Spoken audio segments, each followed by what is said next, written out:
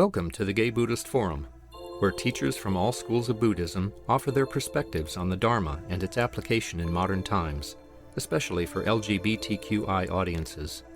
These talks are offered freely to the world and made possible by appreciative listeners. If you would like to support our efforts to share the Dharma with underserved audiences, please visit gaybuddhist.org. There you can donate, find a list of upcoming speakers, or enjoy many hundreds of these recorded talks dating back to 1996.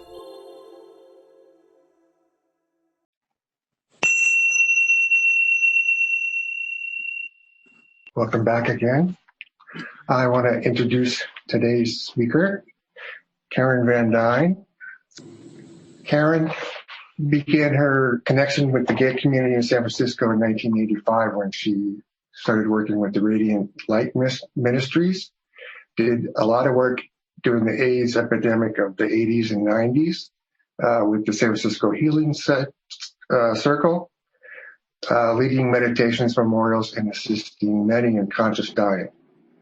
She spent a lot of time at the Tassajara Zen Monastery and on retreats with Thich Nhat Hanh, and founded the Living Peace Meditation Community in 1993. She has been the primary facilitator for this community for 25 years, which now meets at the Aquatic Park Senior Center, where she serves as the meditation teacher, facilitator, and art teacher. At 78, she says she also continues to do her work as a visual artist, writer, and public speaker. Welcome, Karen. Thank you. It's such a pleasure to be back with so many of you. I so appreciate the honor of being invited again. And of course, I miss being with you in person. I'm pretty much a technical, how can I say? I won't say moron, but I like to. I have difficulty with it. So anyway, my heart is there with you, even if we're only on a screen. And I'm so thankful that we are able to be together through this very difficult time. Talking with Jerry the other day, he said how you guys have been a Sangha for 30 years. Mm-hmm. And that's just so wonderful. As I was putting my thoughts together for being with you today, I was just touched by your Sangha and the length of your practice, and by even my 25 years with the one I established, and just realizing, we were born, I think we came to this practice born in the AIDS epidemic. And now here we are sharing on Zoom in a pandemic. Yeah. And how fortunate we are that we have had the teachings, the stability, the mindfulness to carry us through so many years of difficulty and celebration. And I am just so deeply honored as a straight woman to be part of this greater community. It's been so important in my life, the love, the safety, the support, and the compassion and understanding, and the celebration. Through you guys, through my amazing relationship with the gay community and Radiant Light and so many various parts of it, even walking in the Pride Parade, I've been given so many gifts. I shared with you years ago how when I saw my first Pride Parade, how I was so astounded at the permission to be who you were. You could be a gay tap dancer or a drag queen. You could have purple hair. You could do whatever. And just the amount of loving acceptance and celebration has been just a major gift for me. So I think truly, when I came, especially initially to Radiant Light, I had the experience really deeply for the first time in my life of being truly loved and accepted and celebrated. So that was your first gift. The second major gift is that freedom to be who you are, the courage you guys have had to come out in all your lives and all your professions, with your families and your communities, to come out and be who you are. That is just extraordinary to me. And even though I'm not gay and I'm not HIV positive, I feel like in my life, I share many of the underlying qualities and experiences and challenges that you guys as gay men have in your life. So today, I'm going to be very courageous because I feel safe in your community. I feel more safe probably than with most straight people. But I would like to begin today by giving you a little background. And I'm going to be sharing things that take courage to share. But I'm sharing them with the hope and the thought that you can truly relate. I believe you can. Even though I look really great on the outside, I present very well. All of my life, especially my early life, I felt so different. I felt so isolated. I felt invisible. I lived in fear. I lived in the shadow. I felt very defective. I was really hidden away in shame. I was deeply wounded. I felt cast out. I felt unworthy. I felt like I didn't belong. And yet I was all covered up with looking good and being nice. But inside, I was suffering deeply, deeply, deeply disconnected and hidden in shame, and just lost as to what on earth was happening. I was so gaslighted that there was no validation of any of it as being true. I'm thinking as I was about sharing with you today, I remember in the AIDS epidemic, suddenly, here we are with all of this suffering, and we don't know why are people dying? What is this awful thing? What happens? How do you get it? How do you stay safe? How do you heal it?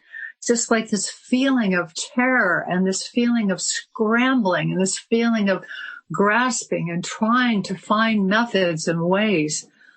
The one thing we had in the gay community, though, was this: we were galvanized as a community with love and care that supported this amazing time of fear and unknown. I remember, you remember all the crazy things you tried to figure out how to do? I remember, every day it's like, it's cucumbers, those really work. No, it's Chinese medicine. No, prayer circles really work. No, oxygen up your butt works. It's just flailing, trying to find reasons and ways and find our way through that awful suffering. As a straight woman, I know I wanted to do what I could, and I became a prayer counselor. I led meditations. I became a Reiki channel. I sold blue-green algae. I mean, it's like all of us did everything we could do. I mean, the Names Project, Shanti, you think of how much we came together to solve that problem. My relation to that story, besides being there and being an honored part of that amazing dynamic time, in the middle of all of that pain, we touched such deep love and compassion. And that bond of love and compassion will never go away. It's one of the biggest parts of my life. But that feeling of flailing, that feeling of not knowing, that feeling of being lost, the feeling of not knowing where to turn, that feeling has been pervasive in my life. That feeling was the underlying shadow within me. And as to try and end my suffering, like you, I tried everything. I tried psychological things, spiritual things, physical things, coffee enemas, psychic healing, psychic surgery, shamanism, Hinduism, Christianity, Buddhism, finally Buddhism. Thank God for mindfulness. But this incredible flailing journey and finding a little part here, finding a little part there, finding my way through, but never quite getting the whole picture. But bit by bit, over time, tiny bit at a time, I was able to come into awareness, come into consciousness, find healing, find modalities, find ways. I probably have had every kind of psychotherapy that there is. Hypnotherapy, somatic therapy, talk therapy, anger management, deep breathing, soul retrievals, rebirthing, all-night sweat lodges. It's quite interesting to think about it, actually, when I think about all those things that I've done as a way to end suffering, as a way to find my way through. And while dear friends have known some of my suffering, on the whole, I have been so deeply ashamed. I've been so closeted. I've been so locked away. I choose isolation because I can't bear what's happening. So those guys who had a hard time coming out with shame and denigration and being, annihilated from your family, I get it. That was very much my experience. And I have been in constant seeking, constant therapy my whole life, asking for questions. It's like, why, what, how, trying to figure those things out. And recently, I feel like finally, maybe even a couple weeks ago, I feel like so many pieces finally came together, all the pieces across my lifetime. And so today it's like I want to come out to you guys. I want to come out. For the first time, aside from being with friends, I want to come out kind of publicly and to have the courage to say that I am a trauma survivor. Deep trauma, some sexual trauma, and that like living with HIV, I live with complex PTSD.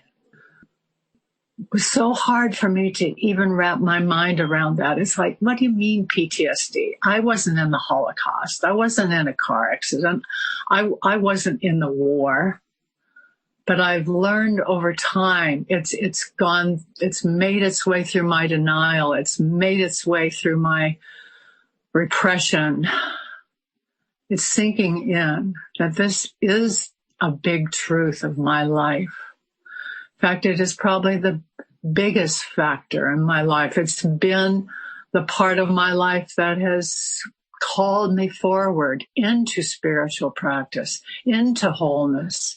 It's been the catalyst of my life and the catalyst of my healing. So today, for me to say clearly, I am a trauma survivor. I live with complex PTSD. Is amazing. It's like finally owning I'm not crazy. I'm not making stuff up. It's real. It's part of me. It's not in my head. It happened.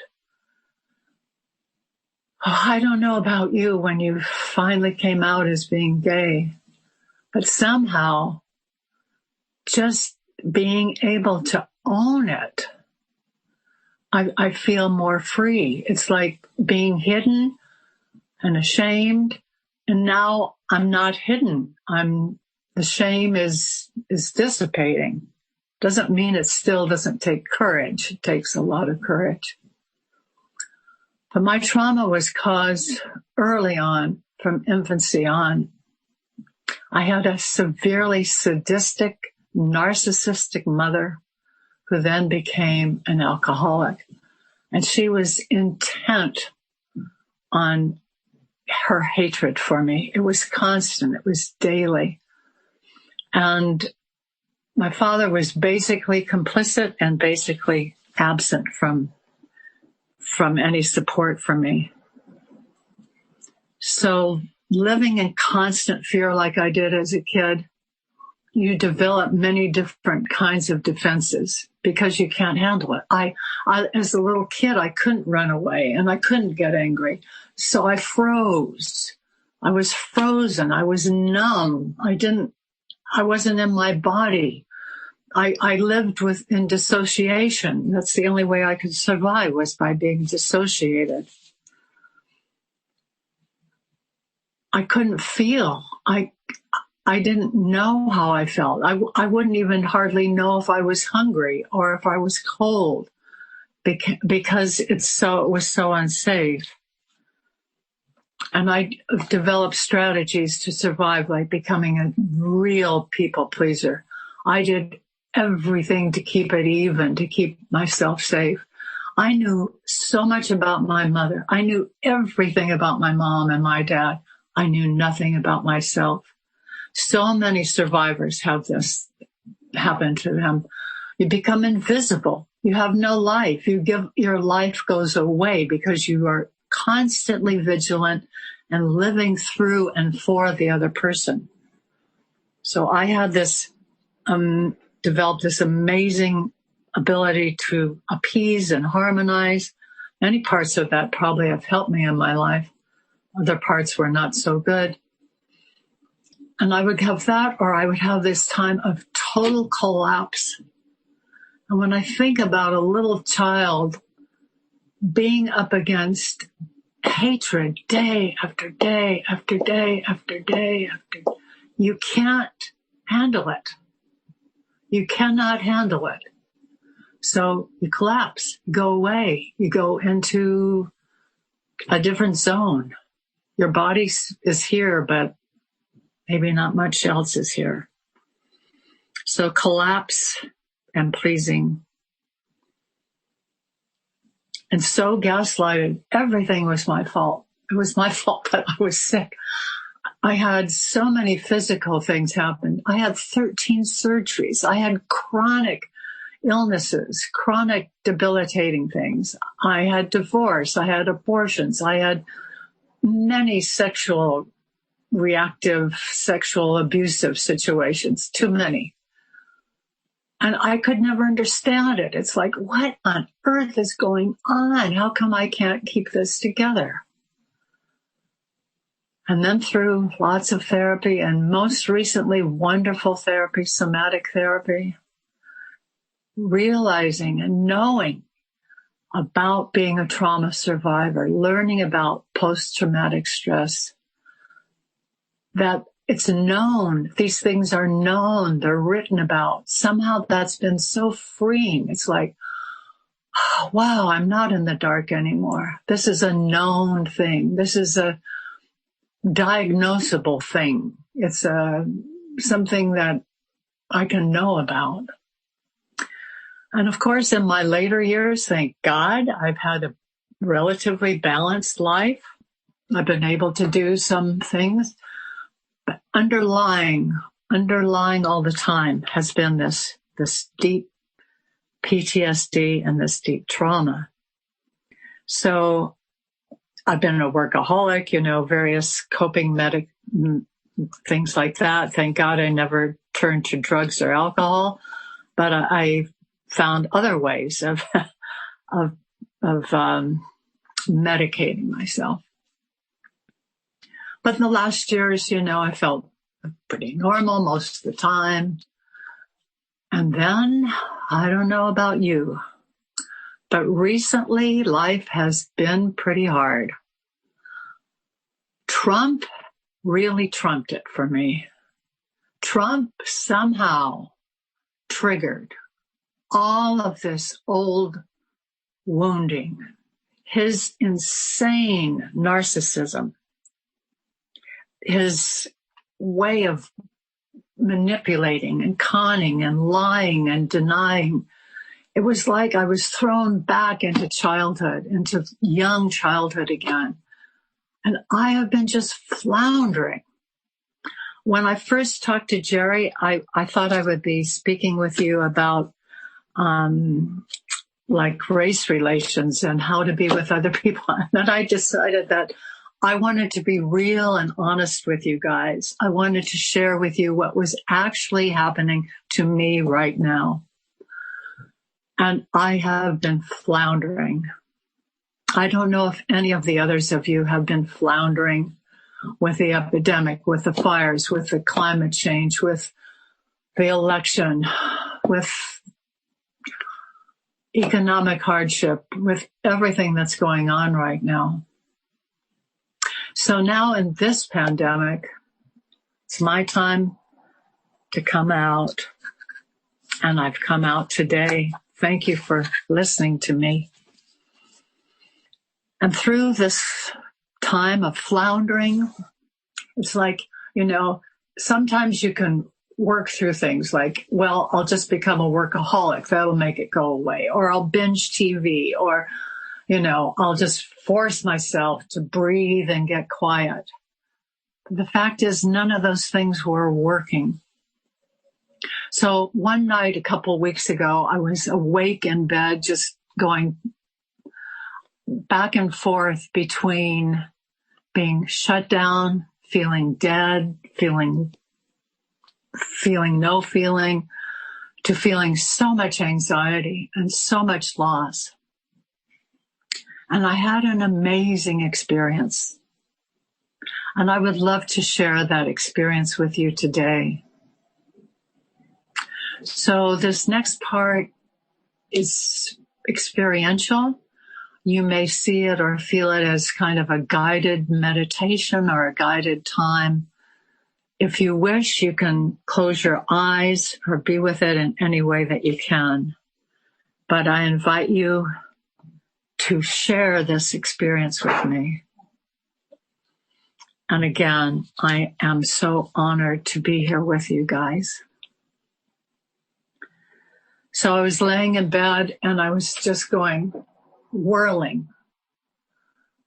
My mind was just going crazy. I had all kinds of feelings and thoughts. And as I was laying there suffering so deeply with it, I was just like, oh, what? This is crazy, what's going on? What's going on? And I had the realization and the feeling of being lost. Just lost. It's like if you can separate out the fear, the anxiety, dropping down inside, the main feeling is being lost. So I'd like you to come on this journey with me, on this experience with me. And what I did that night is what I'm going to share with you now. Feeling wound up and knowing that I was lost. I imagined that I was lost in the forest. And being lost in the forest, I could feel how scared I was, how frantic. How do I find my way? Which way do I go? Where am I? There's no one to help me. I'm feeling my nervous system wound up, feeling my whole body just wound up, like running here and there, scrambling, grasping, trying to find. And I said, stop. I'm lost. Just stop. Lost. I'm lost.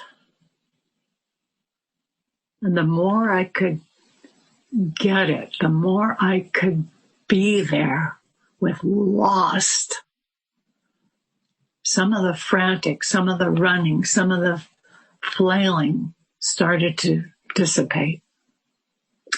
I'm lost. I'm lost.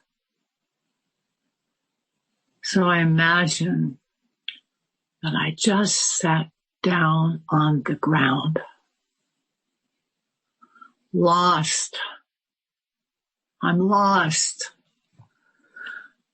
I'm sitting on the ground and I'm lost. Just sitting on the ground. Lost. Just lost.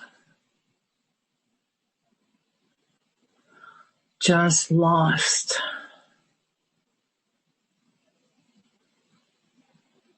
Slowly, I began to feel the ground underneath my body, my legs, my butt. Started to feel the ground. Lost in the forest, just lost, sitting on the ground. Just lost, sitting.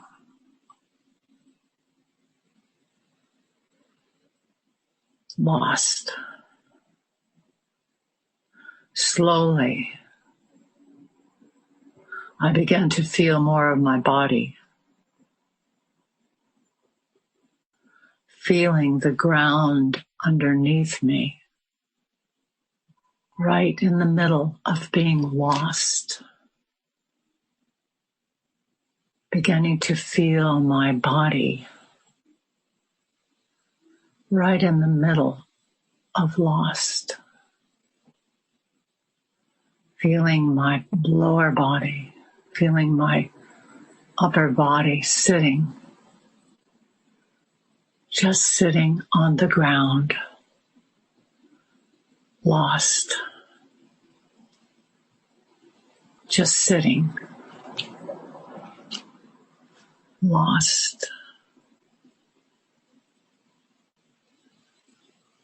And the more I became aware of my body,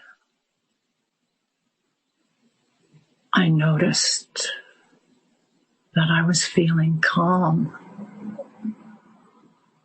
With each moment, right in the middle of being lost, right in the middle of the forest, my body was calm. My body was grounded. Simply sitting, lost, calm, and grounded.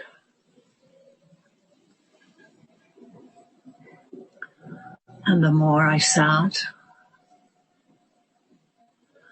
the more calm I became.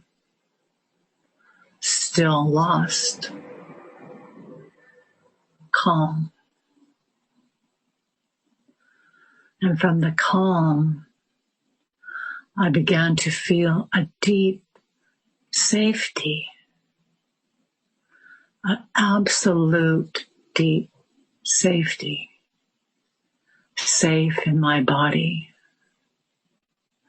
safe right here, lost in the forest, calm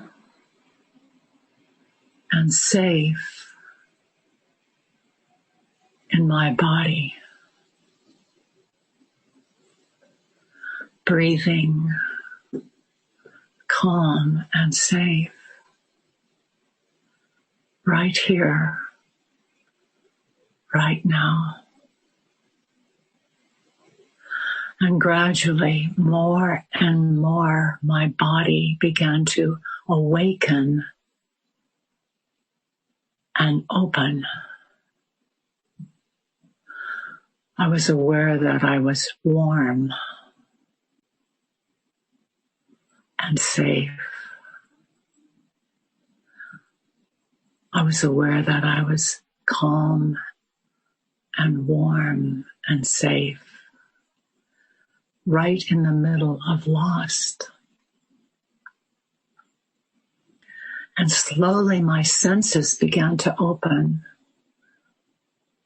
I had an awareness of my whole body all around. I could see, my vision was clearing. I could hear, I could sense.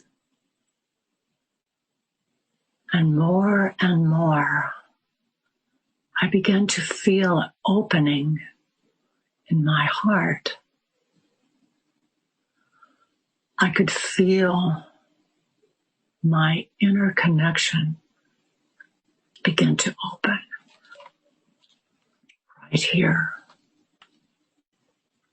right here in Lost. And as my awareness opened more and more, my heart opened. And I began to feel this amazing connection, connected to the ground, connected to the trees, connected to the highest part of me, to my guidance, and connected to love. Right here in Lost. Right here in Lost. My heart was wide open. I felt my deep connection to all that was. And tears began to run down my face in gratitude, feeling this connected love, feeling this safe, this calm, right here in the middle of Lost. Connected to all that is. Safe and calm and lost. The feeling of gratitude, the feeling of loving energy filling my body. And as I opened my eyes, I could see light.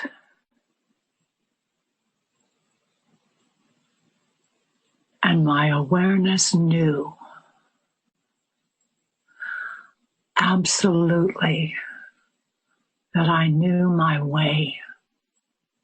The way opened before me.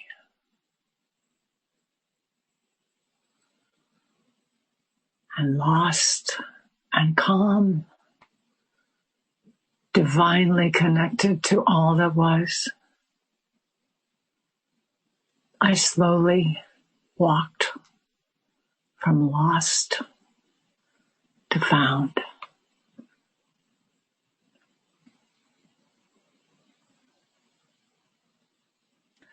That night I had such a feeling of grace and peace.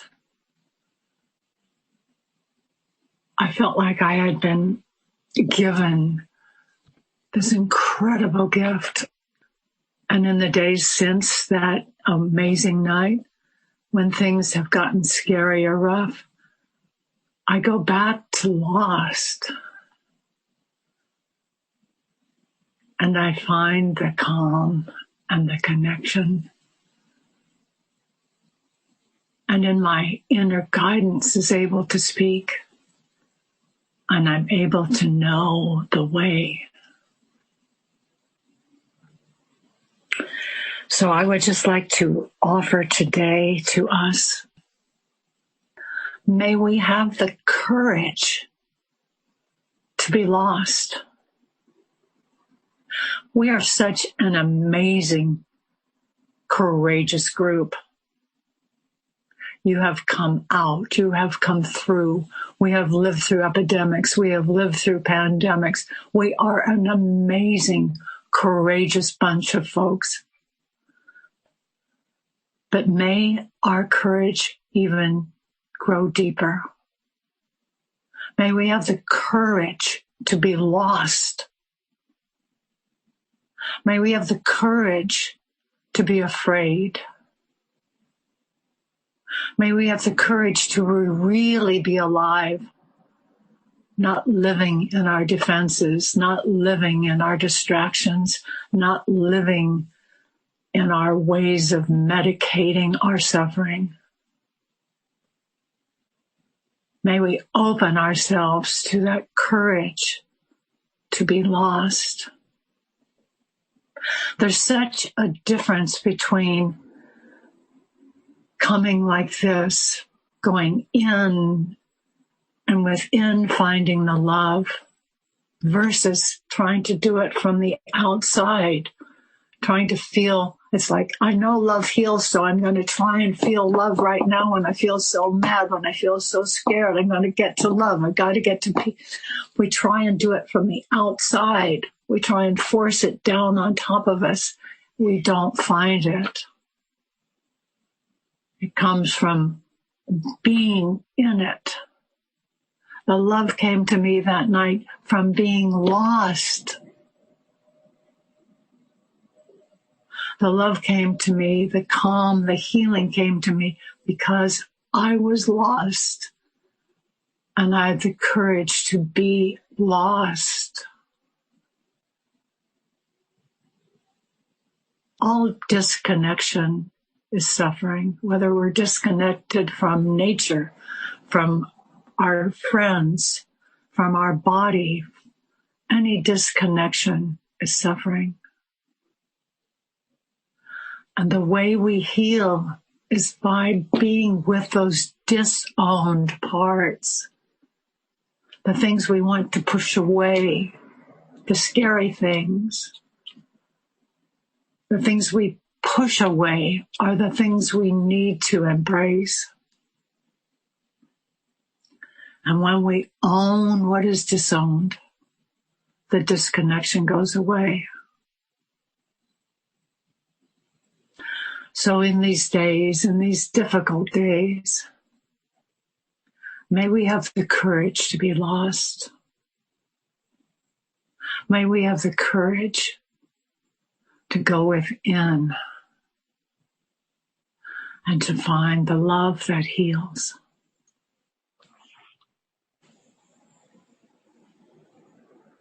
Thank you all so much. Thank you, Karen. We have about 10 minutes. People want to ask you questions, or That would be fine. it would work best if people just raise their hand in the screen, or they can do it if you know how to do it in the participants window. I'll hopefully be able to see them all and let Karen know. Or you might just have to unmute yourself and speak up, whatever works. So I'm doing all three. I raised my hand, I did everything. Thank Karen so much for sharing that with us. I just reminded me your experience that you had when we had a new head of our school, and the first time she spoke with us, and she was just getting to learn how to navigate her way through the building. And she recounted that when she was a young girl living in Paris, studying in Paris, and one day she just got completely lost in the city. And I guess it must have been obvious because this elderly Frenchman walked up to her and said, "Is everything okay?" She goes, "Oh, it's just that I'm lost." And he looked at her and he said, "Oh, but no, you're right here." So anyway, so I think that's a nice kind of very much what you were talking about. Yeah, you may be lost, but you're always you're always here. So thank you again. You're welcome. Thank you. Hi, Karen. Hi. This is Ron. I used to be in your meditation group near DuBose Park many years ago, and for quite a while. And then I think that space was lost, yes. And I lost track of you. And this is the first I've known of where you are. Oh my. I'm not going to make too many lost and found puns. It's great to see you. And I never got a chance to thank you for how helpful you were then. And we even went to a Green Terra initiation in Berkeley. Oh, I remember. Yes. And so, yeah. And that got me through a really, really difficult time because I had lost my partner. And you were a big help to me, and I've never gotten the chance to thank you. So I'm going to take that opportunity now. And thank you very much, Karen, for the help that you gave me then and today. Thank you very much. Thank you so much. How wonderful to be reconnected. I so appreciate that. Thank you. Certainly. Thank you. Karen, thank you. This is Mike Gorman. I really appreciated your meditation. You know, it sounds like a profound experience, a wonderful experience, which is, in a way, while it's unique to you, is also one that others have experienced. I think, you know, the Spanish mystic John of the Cross wrote of the dark night of the soul, La Noche del Hambre, and he said that, you know, there was this precise feeling of being lost. And I think it really was very helpful to me to hear you describe it, because I think many of us are feeling quite lost and dismayed and disoriented. Maybe disoriented is a broader description in this time. And it is likely, as we go forward, it's very clear by now that the next 60 days are going to be a slog, just as the previous 4 years have been. But we just have to do it one day at a time, reaching out to other people, other like-minded people, but also, I think, getting in touch with our own disorientation and using that to be a strength. And I want to thank you for sharing your experience and your strength. Thank you. I think it's so important. It's so, you know, I can go on a media fast or whatever, but as I say, Trump being the narcissist he is, it triggered me so deeply. And to be able to kind of tease out, to just kind of stop and go, okay, right now I'm being absolutely afraid. And just dropping down into that, if I can drop down far enough, I get to a place where I can just be okay with being afraid rather than being all stirred up and wound up. You know what I mean? It's kind of like you say, the guy, it's like, I'm lost. It's like, okay, I don't have any fear. I'm lost. You know, I'm poor. I don't have any fear of being poor. I'm poor. It's kind of just what is. And to me, it's kind of that Buddhist way of embracing all that is. And when we can absolutely stop grasping, stop fixing, stop proving, stop trying, and be with it, then we open into love. It's extraordinary what actually happens when we get rid of the spin and go in, be really willing to be afraid or whatever it is. Then that, I think we can open into that transcendent, transformative state. It's so wonderful to be with all of you. I can feel the deep years of practice within all of you. And thank God we're together. Thank God we're together, even on Zoom through these crazy days. Karen, I wanted to say thank you for your talk. I feel like you really brought an emotion to a talk, which I feel that, oftentimes many speakers, they're giving us a lot of perspective on Buddhist thought. But the raw emotion that you brought, I felt like encapsulated a lot of what Buddhism, right, is trying to deal with, but in a very personal way. But I felt like it also it translates to people's lives. And just in regards to like the content that you were bringing, in regards to a relationship that I'm having right now with someone who came from a severe childhood, and how to hold the space for him. I think that your sharing was really helpful on that level. So. Excellent. Thank you. I'm glad you're with your friend. I'm glad you're with him. It's very important.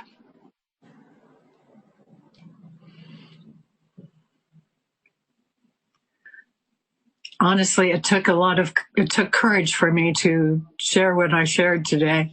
I had something else that would have been far easier for me to talk about. I decided I'd go for it and be as real as I could be. That was the best I could give you. Hey, Karen, this is Tom.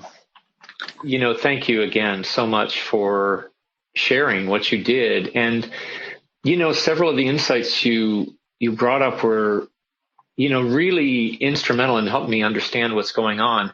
I think all of us as, young gay boys, often we were bullied, and manipulated and pushed around and stuff. And this whole Trump era, I think without me knowing it, has re-triggered a lot of that feeling of being unsafe, out of control, completely without safety.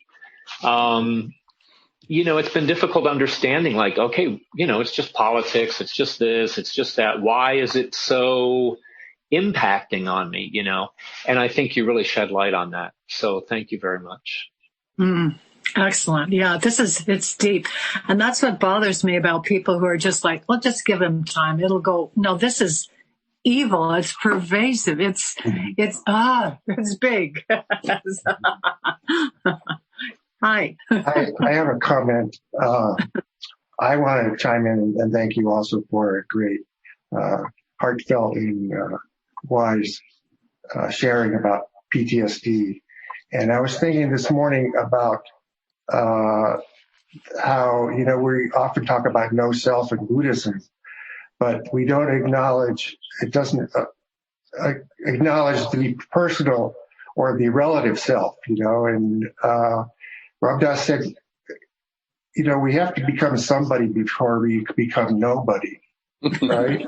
And what you described is the way in which you honored your personal self, by being with yourself and not trying to, do a spiritual bypass or deny it. But really, a lot of us, I think, learning to come back and be, to love ourselves. So thank you very much. Yeah. You're welcome. That spiritual bypass is such a trap, I find. It's like the other things, it's tricky. Karen. Yeah. Just a question. Thank you for your talk. Did your parents ever evolve? No, sadly. Sadly, they didn't. Yeah, I was with my mother up to her deathbed, and she never could say that she loved me. I was 60 when she died. It was a long haul. Sadly. And your father? No, I think he remained quite unconscious. Sadly. Isn't it strange to be born into a lifetime when you have to parent your parents or be the mature person in the room? Yeah. Yeah. Yeah.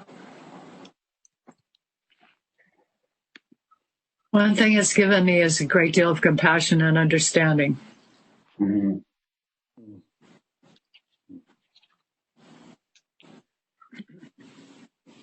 You guys are great. I'm just so so happy and so impressed. Wow. Thank you. Well, it's nice having you come and share. What's your favorite thing to do in terms of being a teacher these days? Not to, degrade any of the things that you do, but what gives you, inspiration and joy? I think I've been so fortunate within the last couple of years. I've been asked to speak at various things, not just Buddhist things. Mm-hmm. And I've found that to be amazing because it calls me forth, leads me into a lot of personal insight. And I find I'm kind of surprised to find it's a gift that I have, but one that I really love sharing. That's great. That's great. Your superpower, huh? Yeah, it's kind of shocking. Yeah. Service is such a great, it's a great blessing to do it, to be able to do it. Yeah. For everybody. Yeah. I think it's the most important thing. Even as a kid, I felt that. It's like, how can I possibly be of service? Yeah. And the world certainly needs it more than ever now. Yeah. Again, seeing all of you, it's just been so, it touched my heart so much. Good. You touched ours. I could really tell. Yeah. I enjoyed it. So. Yeah.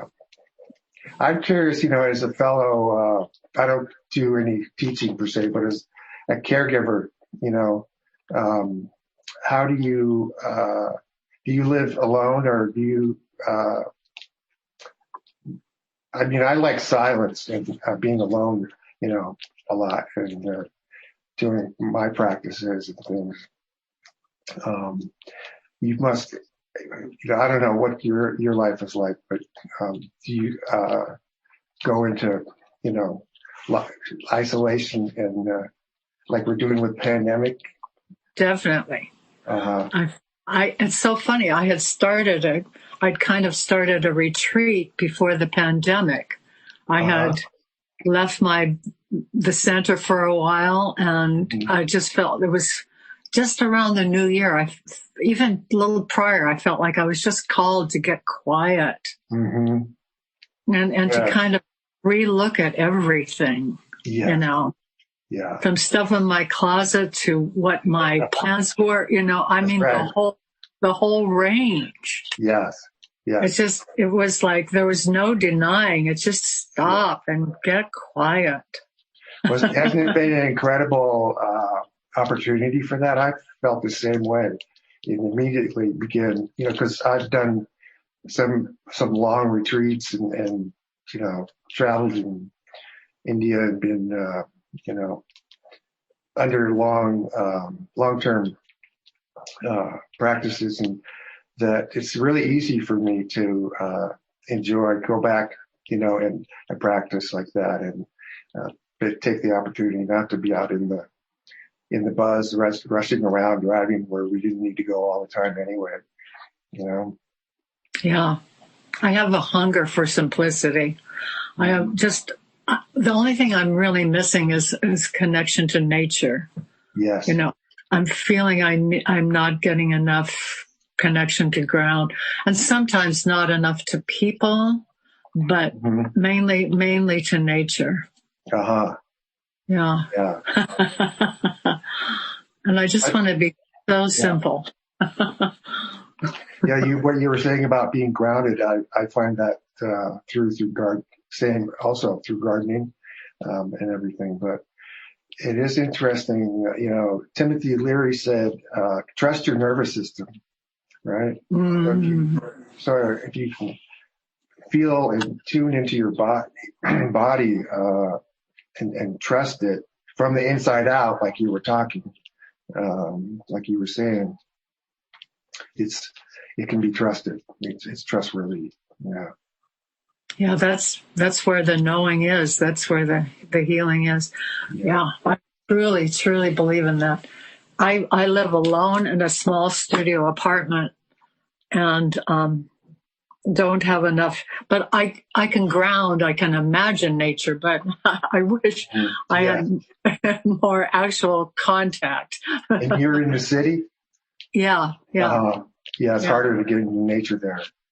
But, yeah. I would love just to have a little bit of dirt. I would just Yeah, right. That's about how much I have to process it, It's very important. We have Karen, time for one more short one. Yeah. Oh, go ahead. I'll make this very short. I want to thank you for everything you said. And to be brief, I too had an emotionally abusive childhood. In the words of one author I read some time ago, my parents basically stole my childhood because they became the focus of my consciousness while I was growing up. Mm-hmm. What I was impressed with what you were sharing was that you did not lose contact with yourself, whereas I feel I did, and I'm still not sure I'm in touch with that. So I was very impressed that you were able to go back to that, call on it, reconnect with it. Very impressive. Thank you. Thank you. Thank you. At times I was absolutely lost and absolutely dead. So, but there was a thread. I thank God some little thread stayed intact. It was a miracle. Thank you. Karen, I'm sorry. I know we're out of time. I just have to acknowledge this is Rick, and I have been working with you for decades. I was in all of your old meditation groups at Green Gulch and at DeBose, and with me and my partner Barry,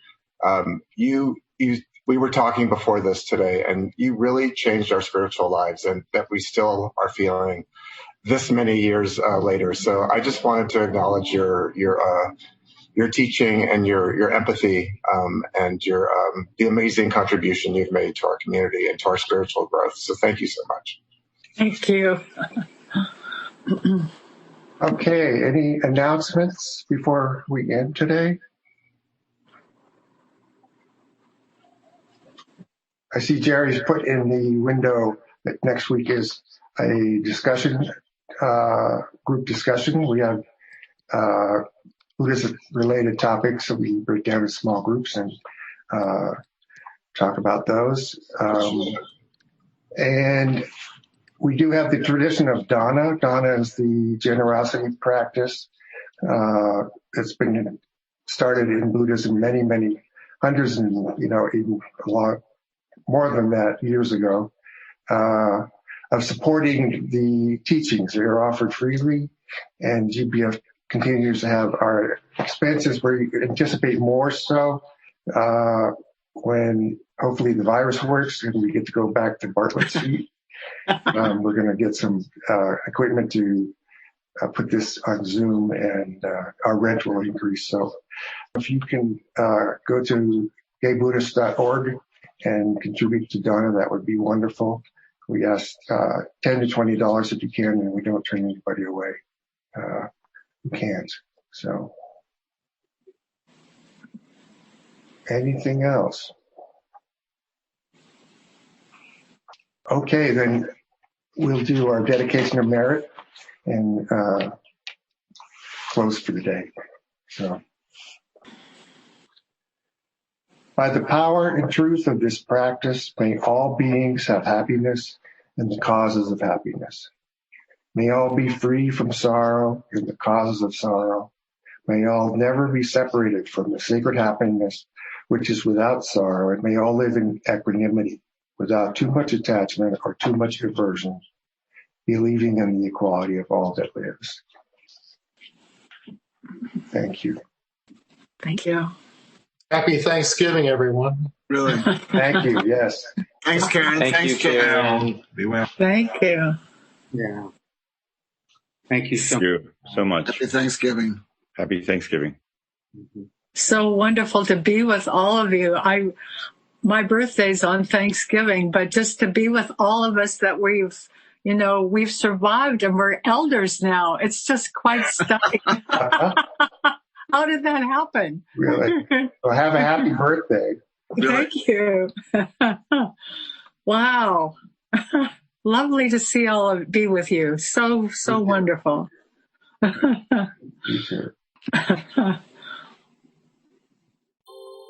Thank you for listening to the Gay Buddhist Forum.